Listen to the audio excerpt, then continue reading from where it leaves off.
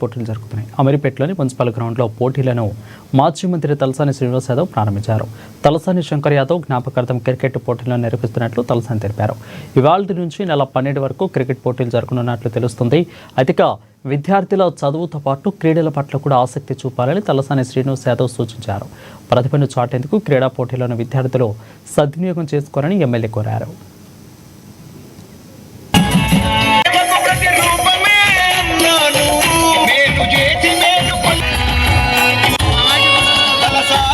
మరి ప్రతి సంవత్సరం సచిన్ ఆధ్వర్యంలో జరిగేటువంటి టోర్నమెంట్స్ రోజు మనం చదువులో బిజీగా ఉన్నప్పటికీ మన లైఫ్లో స్పోర్ట్స్ అనేది కూడా చాలా ఇంపార్టెంట్.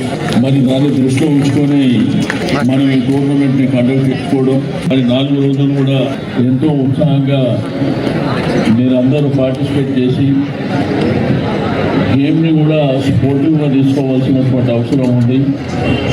గెలవడం ఓడడం అనేది మీ చేతిలో ఉండదు.